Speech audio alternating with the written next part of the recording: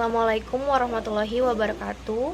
Perkenalkan, kami dari kelompok 8 kelas 6 4B26. Di sini kami akan membahas mengenai analisis usaha kopi kenangan. Perkenalkan, nama saya Salwa Meisa. Perkenalkan, nama saya Naila Arifah Hidayat. Nama saya Alicia Zalfa Zahira. Nama saya Zarika Amanda.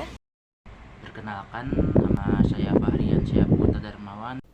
Pada slide ini, saya akan membahas tentang salah satu kekuatan dalam analisis Porter's Five Forces, yaitu persaingan antar perusahaan, sejenis atau competitive rivalry. Kita bisa lihat bahwa di industri kopi kenangan, tingkat persaingan sangat tinggi.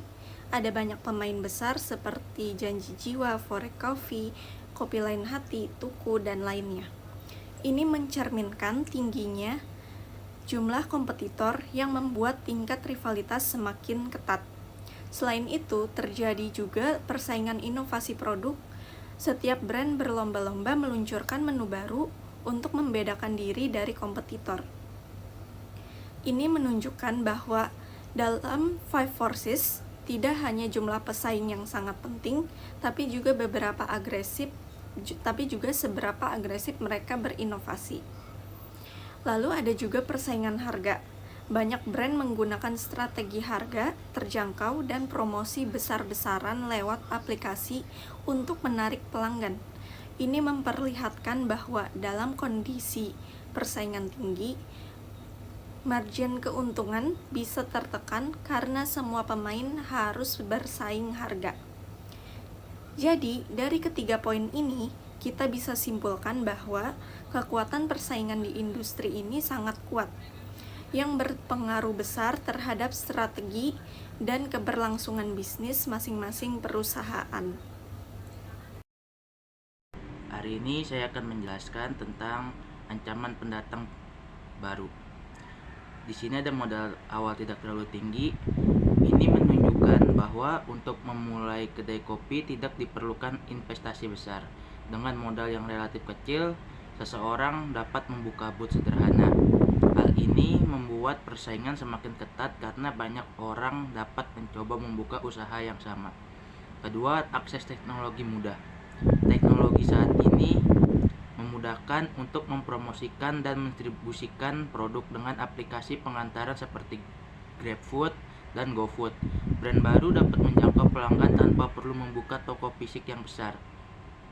Ketiga, platform digital sebagai katalis. Brand baru dapat memanfaatkan platform digital untuk memperluas jangkauan pasar dengan menggunakan layanan pengantaran. Mereka dapat langsung menjangkau konsumen dan meningkatkan visibilitas tanpa harus mengeluarkan banyak biaya untuk lokasi fisik. Di sini saya akan menjelaskan tentang ancaman produk substitusi. Yang pertama adalah minuman rendah gula, yaitu para konsumen mulai beralih ke minuman sehat karena tren gaya hidup sehat. Yang kedua, energy drink, yaitu minuman berenergi memberikan efek stimulan yang sama seperti kopi. Produk ini bisa menjadi alternatif. Yang ketiga, kombucha atau minuman fermentasi. Kombucha adalah minuman sehat dengan kandungan probiotik, dapat menjadi alternatif minuman yang lebih ringan. Minuman sejenis brand lain seperti Janji Jiwa dan Ford menawarkan produk yang serupa dengan strategi harga, varian, dan promosi yang kompetitif. Pada slide ini, kita akan membahas tentang daya tawar pemasok terhadap bisnis kopi kenangan. Secara umum, daya tawar pemasok untuk kopi kenangan tergolong rendah hingga sedang. Ini karena bahan baku utama seperti kopi, susu, dan gula tersedia secara luas, sehingga kopi kenangan tidak terlalu bergantung pada satu atau dua pemasok saja. Dengan banyaknya pilihan, perusahaan memiliki kekuatan untuk memilih pemasok yang menawarkan harga dan kualitas terbaik. Namun, untuk bahan premium atau spesifik seperti biji kopi berkualitas tinggi dari daerah tertentu, daya tawar bisa meningkat karena lebih sulit didapat dan lebih sedikit pemasok yang menyediakannya. Untuk menjaga stabilitas, Kopi Kenangan biasanya membangun hubungan jangka panjang dengan pemasok terpercaya dan bisa juga melakukan kontrak jangka panjang agar harga tetap stabil dan kualitas tetap terjaga. Sekarang saya akan membahas mengenai daya tawar pembeli dari Kopi Kenangan. Jadi di sini kita akan melihat bagaimana pembeli atau konsumen punya pengaruh dan menentukan kualitas, harga, bahkan strategi pemasoknya. Konsumen Kopi Kenangan itu sudah terbiasa dengan cita rasanya yang khas. Jadi wajar saja jika mereka memiliki ekspektasi yang tinggi bahwa kopi itu harus enak dan konsisten. Karena itu, pemasok kopi lokal dituntut untuk selalu menyediakan biji kopi yang benar-benar berkualitas. Lalu yang kedua, ada konsistensi pasokan, mampu menjaga ketersediaan bahan. Hal ini sangat penting karena kita nggak akan bisa jualan kalau bahan bakunya itu nggak ada atau nggak konsisten. Kadang ada, kadang enggak.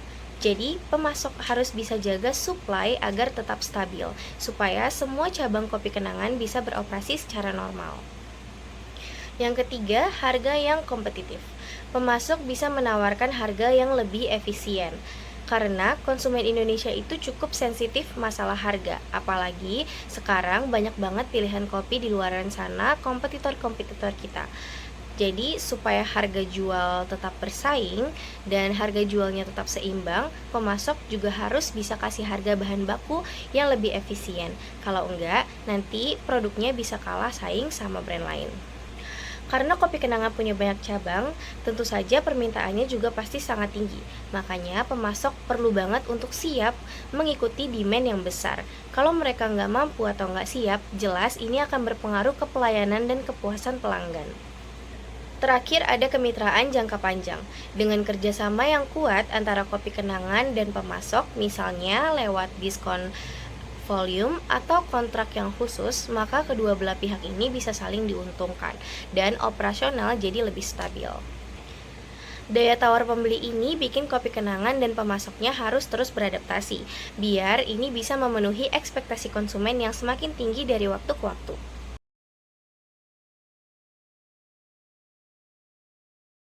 Selanjutnya, kita akan membahas faktor lingkungan ekonomi dan teknologi.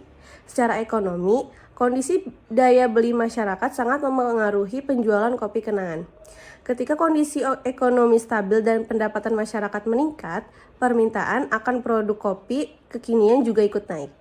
Tapi saat daya beli turun, konsumen bisa beralih ke pilihan yang lebih murah atau bahkan mengurangi konsumsi kopi. Dari sisi teknologi, Kopi Kenangan sangat diuntungkan.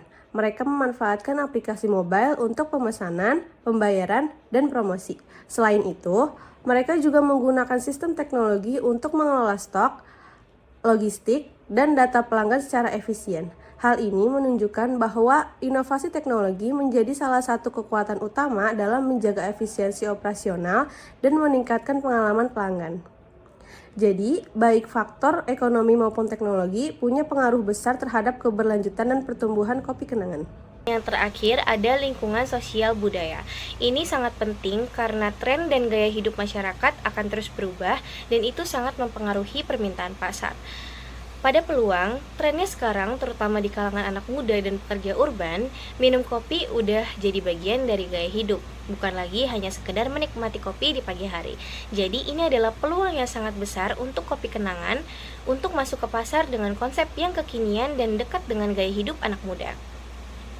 Tapi ancaman juga nggak akan bisa diabaikan. Kalau bisnis terlalu mengandalkan tren dan tren itu tiba-tiba bergeser, maka loyalitas pelanggan bisa turun drastis.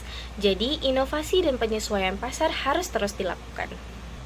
Sekian penjelasan mengenai analisis usaha Kopi Kenangan dari kami. Wassalamualaikum warahmatullahi wabarakatuh.